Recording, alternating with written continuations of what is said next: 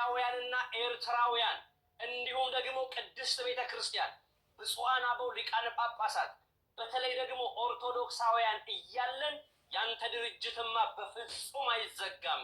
አንተ በመላው ዓለም እየተዟዟርክ አብያተ ክርስቲያናትን እየከፈትክ ያለ፣ የምዕመናንን እንባ እያበስክ ያለ፣ ገዳማትን እየገደምክ ያለ፣ የተቸገሩ እናቶቻችንን አባቶቻችንን እየረዳህ እያገዝክ ያለ፣ ብዙ የበጎ አድራጎት ድርጅቶችን እየደገፍክ ያለ፣ እንዲሁም ደግሞ በቤተ ሙስሊሙም ዘንድ ደግሞ መስጂድን እየሰራህ ያለ የዘመናችን ክስተት የሆንክ ወንድሜ ኮሜዲያን እሸቱ እግዚአብሔር እያለ እኛ እያለን ዶንኪቲዩብ በፍጹም አይዘጋም።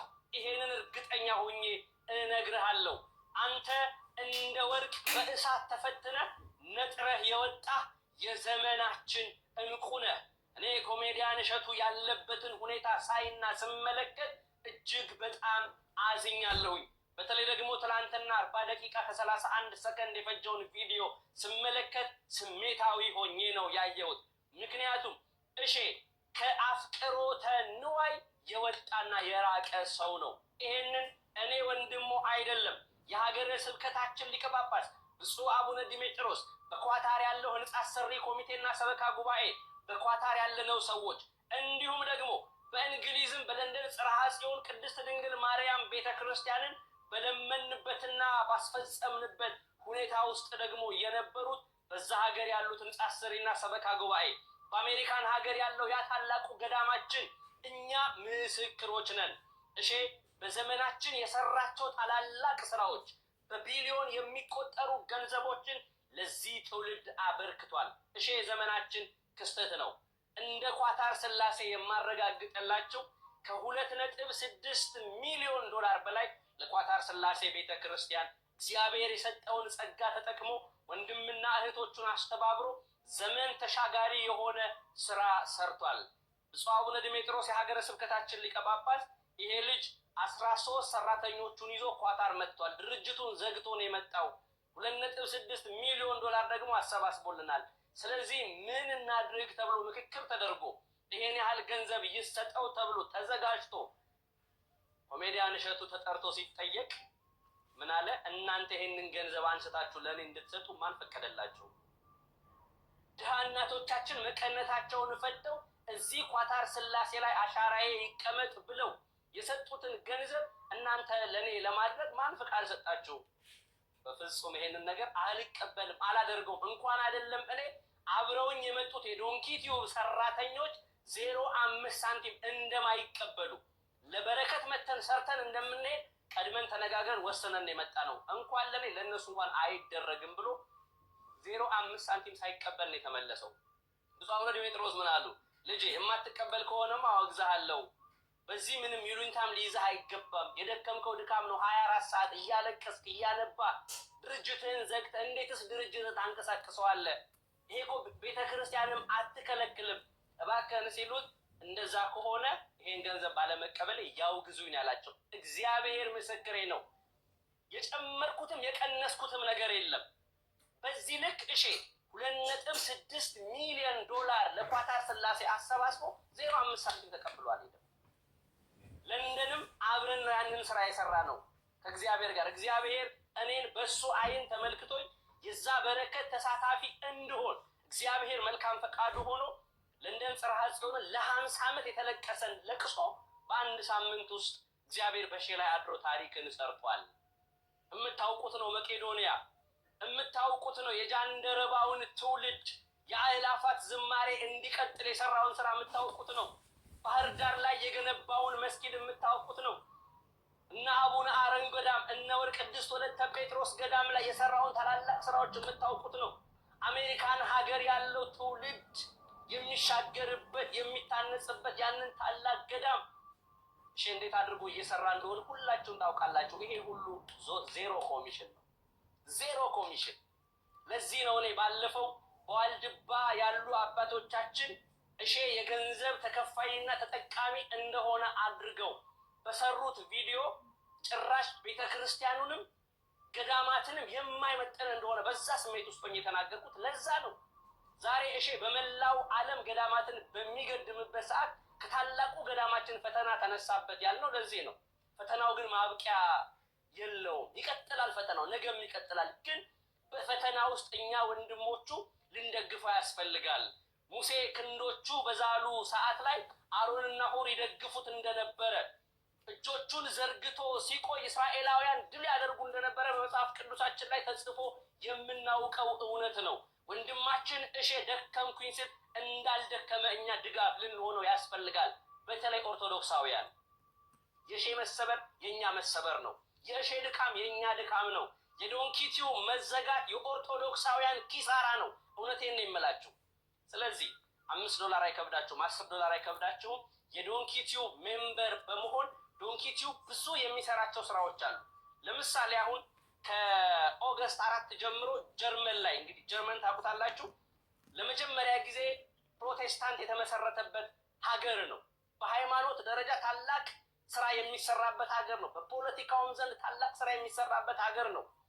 እዛ ሀገር ላይ የኢትዮጵያ ኦርቶዶክስ ተዋሕዶ ቤተክርስቲያን የራሷ ገዳም እንዲኖራት የዘመናት ጥያቄ አለ። ያንን ጥያቄ ለመመለስ ወንድሜ እሼ 2-3 ጊዜ ጀርመን ተመላልሶ ዶክመንተሪ ሰርቶ በቅርቡ ፊት ለፊታችን ሰኞ ዶክመንተሪው ይለቀቃል። እኔም በስፍራው ላይ ተገኝቼ ታላቅ ስራን ለመስራት እየተዘጋጀን ብሬንስቶርም እያደረግን እየተመካከለን እንገኛለን። ነገ ደግሞ ካናዳ፣ ነገ ደግሞ ጣሊያን፣ ነገ ደግሞ አውስትራሊያ፣ ነገ ደግሞ የተለያዩ የዓለማችን ክፍሎች ላይ የኢትዮጵያ ኦርቶዶክስ ተዋሕዶ ቤተክርስቲያን በስፋት ራሷን ችላ የምትንቀሳቀስባቸውን ስራዎች እንሰራለን። ታዲያ እሺ ይሄንን ስራ ሲሰራ እኛ ኦርቶዶክሳውያን ራሳችን ጠላቶቹ ሆነን አሳዳጆቹ ሆነን ምንም እንዳላደረገ እየተሳደብን እየረገምን የምናደርጋቸው ነገሮች እጅግ በጣም ያሳፍራሉ የእግዚአብሔር ልጆች። ስለዚህ በልጆቻችን ላይ የሚነሳውን እንዲህ አይነት ፈተና እኛ አግዘን ደግፈን ልናቆሙ ያስፈልጋል። እግዚአብሔርም የሚያዘው የሚፈቅደው ይሄንን ኦርቶዶክሳውያን። ስለዚህ ወንድማችን ኮሜዲያን እሸቱ ጥሪ ያቀርቧል። የት ነው ያላችሁት? ልትደግፉን ልታግዙን ፈቃደኞች ናችሁ ወይ ብሎ መጥቷል። ስለዚህ ለዚህ ለጠየቀው ጥያቄ እኛ በጠየቅነው ሰዓት በጠራነው ሰዓት ደርሶ እንባችንን እንዳበሰልን እንደደረሰልን እግዚአብሔር በሱ ላይ አድሮ ታሪክ እንደሰራ እኛ ደግሞ ወንድማችንን አበርተን አጠንክረን ዶንኪቲዩብን እኛ ኦን አድርገ ነው ህዝቡ ኦን አድርጎት እሺ ነፃ ሆኖ መስራት የሚገባውን ለትውልዱ የሚጠቅም ስራ መስራት አለበት። ለ3 ዓመት ያህል ይሄን ያህል ፈተና ውስጥ መግባት አይጠበቅበትም ነበረ። እኛንን መመልከት ያቆም ነው። እኛንን ዶንኪቲዩብ ምን ለቀቀ ምን ሰራ ብለን ማየት ያቆም ነው። እኛ ራሳችን ለሱ ፈተና የሆንበት እኛ ኦርቶዶክሳውያን ራሳችን። ስለዚህ ሁላችሁም ተነቃቅታችሁ አንድነታችንን አጠንክረን ኃይላችንን አሰባስበን ዶንኪቲዩብ አብረቅርቆ አሸብርቆ እንኳን አይደለም በዩቲዩብ ደረጃ በሳተላይት እንዲመጣ ድጋፍ ልናደርግለት ያስፈልጋል። የእግዚአብሔር ቤተሰቦች ሁላችሁም ይሄንን ታሪክ እንድትሰሩ አደራ ላለሁ። እኔ ጥሪ ማስተላለፍ የምችለው እንዳለሁበት ሀገር እንደተደረገለት ልጅ በኳታር ያላችሁ ኦርቶዶክሳውያን እየገባችሁ ዩቲዩቡ ላይ ሜምበርሺፕ እንድትሆኑ $35 ሪያል። ስለዚህ ምንም ማለት ከዚህ በኋላ ሳወራ ሆነ ነገር የምናጠፋ የተሰሩትን ስራዎች ሜምበርሺፕ ነው። በየወሩ ያለ ነገር ለዶንኪቲዩብ ማለት እንዳልሆነ ዶንኪቲዩብ ሰራ ለማለት ከዛም በላይ ማድረግ የምትችሉ እግዚአብሔር የፈቀደላችሁ ካላችሁ አግዙት። ዘመኑንና ትውልዱን እንዳይዋጅ በመጣበት መንገድ የሚቀጥል ከሆነ ምድሪቷን ገዳም በገዳም ያደርጋታል በሚል ስሜት የረቀቀ ሴራ ነድፋችሁ ገዳማት ድረስ ገብታችሁ በኮሚሽንና በክፍያ ነው በፐርሰንት ነው የሚሰራው እያላችሁ ስም የምታጠፉ ሰዎች፣ ጠልፋችሁ ለመጣል እንቅልፍ ያጣችሁ ሰዎች ይህንን ቪዲዮ እንድትመለከቱት እጋብዛችኋለሁ። የኳታር ጽርሐ ቅድስት ሥላሴ ቤተክርስቲያን የገቢ ማሰባሰቢያ ሂደት እንዴት ተጀምሮ እንዴት አለቀ? የሀገረ ስብከታችን ሊቀ ጳጳስ ብፁዕ አቡነ ዲሜጥሮስ ሰፊ ማብራሪያ ሰጥተውበታል። ህሊና ካላችሁ ይህንን ቪዲዮ እስከ መጨረሻው ድረስ ተመልከቱት። እሸቱ ብፁዕ አቡነ ጎርጎርዮስ እንዳሉት አንተ ብቻ ዝም ብለህ ስራህን ስራ፣ እግዚአብሔር በአንተ ላይ ዓላማው ብዙ ነው። ኮሜዲያን እሸቱ ዘመኑንና ትውልዱን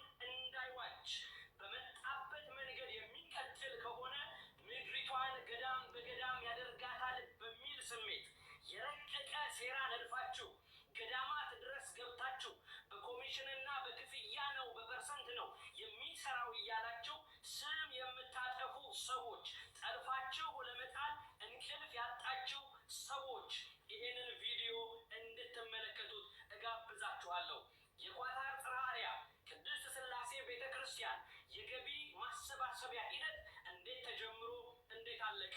የሀገረ ስብከታችን ሊቀ ጳጳስ ብፁዕ አቡነ ዲሜጥሮስ ሰፊ ማብራሪያ ሰጥተውበታል። ይህንን ቪዲዮ እስከ መጨረሻ ሴራ ነድፋችሁ ገዳማት ድረስ ገብታችሁ በኮሚሽንና በክፍያ ነው በፐርሰንት ነው የሚሰራው እያላችሁ ስም የምታጠፉ ሰዎች፣ ጠልፋችሁ ለመጣል እንቅልፍ ያጣችሁ ሰዎች ይህንን ቪዲዮ እንድትመለከቱት እጋብዛችኋለሁ። የኳታር ጽርሐ አርያም ቅድስት ሥላሴ ቤተ ክርስቲያን የገቢ ማሰባሰቢያ